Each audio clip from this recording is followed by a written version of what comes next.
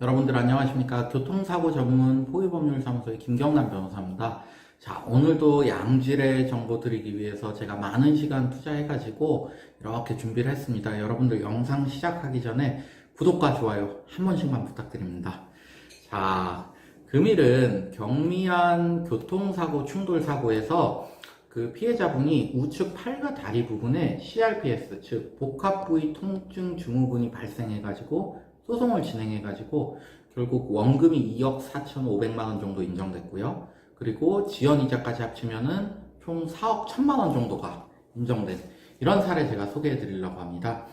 이 교통사고의 피해자분은 사고 내용은 좀 되게 경미했는데 부상 이후에 그 사고 이후에 계속 통증이 남자 자택 인근의 병원을 찾아서 기본적인 검사만 했습니다. 뭐 엑스레이라든지 기본적인 혈액 검사, 그리고 그 결과에 따라서 물리치료 좀 받고 약물치료 좀 받고 그리고 열치료 받고 이 정도까지 했는데, 근데 그 치료 후에도 계속해서 통증이 남아가지고 내 증상이 이거는 단순히 그냥 뭐 물리치료 수준으로서 해결될 것은 아니다라고 느껴가지고 큰 대학병원을 내원하게 됐습니다.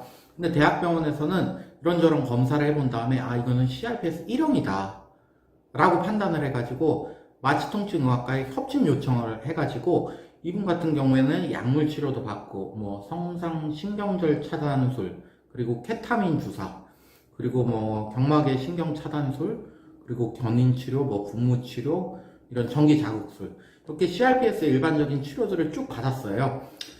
교통사고로 인해 가지고 결국 이 시간이 흐른 뒤에 보험사 측하고 손해배상액에 관해서 협의를 하게 되는데 너무 이견이 커가지고 부득이하게 소송으로 갈 수밖에 없었습니다.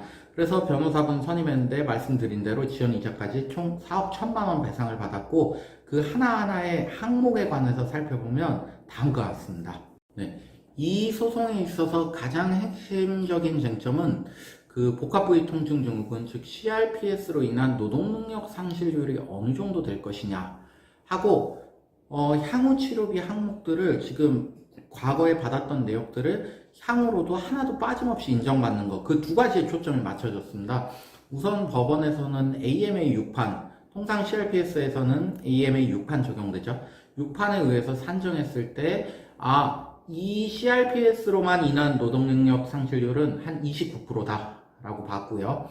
뿐만 아니라 이분 같은 경우에는 그 정도가 외상 후에 그 스트레스 정도가 심해가지고 우울증이나 스트레스 등 정신적인 치료가 이 치료 종결 시까지 필요한데 여기에 노동능력 상실이 또 18% 정도라고 봐야 된다. 그래서 이것을 합치면 복합 우리 장애율이라고 하죠. 이 중복 장애율이 41.7%가 인정이 됐습니다. 그래서 이분이 나이가 당시에 30대 초반 여성분이었는데 도시 1호 노임, 우리 그 건설 노임이라고 하죠. 그 금액 적용해가지고 만 65세까지 계산을 해보니까 총 일실 수입으로 1억 9천만원 정도 인정을 받을 수 있었습니다.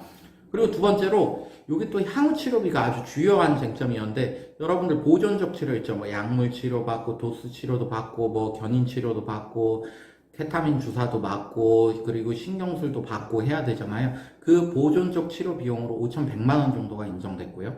그리고 척수 자극기 그 시험적 삽입술에 176만원 인정됐습니다. 그러니까 이 사건에서는 막바로 척수 자극기 삽입술 비용이 인정된 게 아니고 그게 효용이 있는지 일단 시험적으로 해보는데 그 비용만 인정해줬는데 176만원 인정됐고요. 그리고 정신과 관련으로서 50만원의 치료비 인정되고, 그리고 휠체어, 이분이 장애가 심하기 때문에 휠체어 타고 다녀야 된다. 그래서 10년마다 휠체어 한 번씩 교체하는 걸로 했을 때 휠체어 비용이 34만원 인정됐습니다.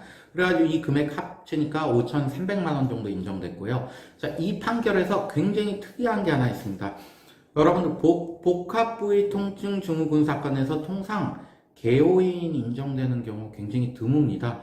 많이 아프고 해도 통상적으로 그것은 본인이 약 먹고 하면은 충분히 개요인 없이도 일상생활 유지할 수 있다고 보는데, 이 사건에서는 이 통증과 특히 관절에 강직이 많이 남아서 정상적으로 혼자서 일상생활 할 수 없다라고 봐서 1일 2시간 붙여줬어요. 2시간 붙여줬는데 이게 30대 초반인데 이분이 여명까지 계산해 보니까 그 개요비만 1억 9,700이 나왔어요. 2억 남은 거죠. 그래가지고 이 사건에서는 굉장히 이 부분을 변호사님이 잘 증명하려고 노력을 했고, 법원에서도 이 부분을 봐주고 한 게 참 의미 있다고 보이고, 저도 향후 법원에서 조금 개업이 인정 부분에 관해서 좀 완화해가지고, 사실 대부분 CRPS 환자들이 굉장히 정신적으로도 문제가 있고, 거기다가 마약성 진통제 또 드시는 맞는 분들께서는 하루 중에 일상생활을 해야 되는데도 몽롱하거든요. 아무 일도 못하고 그 시간이 막 3시간 되고 또 잠에 빠지는 시간까지 뭐 하루에 5시간 정도 이렇게 시간이 날아가서 일을 못하게 되는데, 그게 노동능력 상실률에 적절하게 반영이 되던지 100% 반영이 안 된다 그러면 그 부분을 개업비로 인정을 해야 되는데, 이 부분을 너무 인정을 안 해주는 추세가 너무 인정받기가 어려운 경향이 아닌가 하는 저는 생각이 듭니다. 여러분들, CRPS 사건에서 가장 핵심은요, 일단 높은 일실 수입, 그 노동능력 상실률을 인정받는 것이고요. 이 부분에 있어서는 장애 항목이 그 AMA 몇 판에 어떻게 딱 들어맞는지를 굉장히 잘 주장을 하셔야 되고, 두 번째로는 향후 치료비나 개업비에 있어서 여러 항목들이 있어요. 약물 치료라 그래도 그 약물이 들어가는 데마다 다 이름도 있고 하거든요. 그런 약물 치료비 하나 다 빠짐없이, 그리고 보조고 비용까지 빠짐없이 인정받으면 그게 굉장히 액수가 늘어납니다. 그렇기 때문에 이런 부분들 잘 챙기셔야 되고, 대부분 CRPS 사건들 굉장히 소가가 크고 인용액도 높은 편입니다. 그렇기 때문에 이런 소액의 뭐 변호사비를 아낀다고 생각하기보다, 변호사비 뭐 어차피 해봤자 인정받으시는 금액이 변호사 썼을 때 제가 봤을 때 배는 올라갈 것 같습니다. 그러니까 오히려 높게 받으시고 지출하신 뭐 소액의 변호사 비용 같은 경우에는 추후에 소송비용 확정 재판을 통해서 상대방으로부터 받아오는 것이 더 현명하지 않을까, 저는 그렇게 생각합니다. 자, 여러분들, 그 영상 마치기 전에 구독과 좋아요 한 번씩만 더 부탁드리겠습니다. 감사합니다.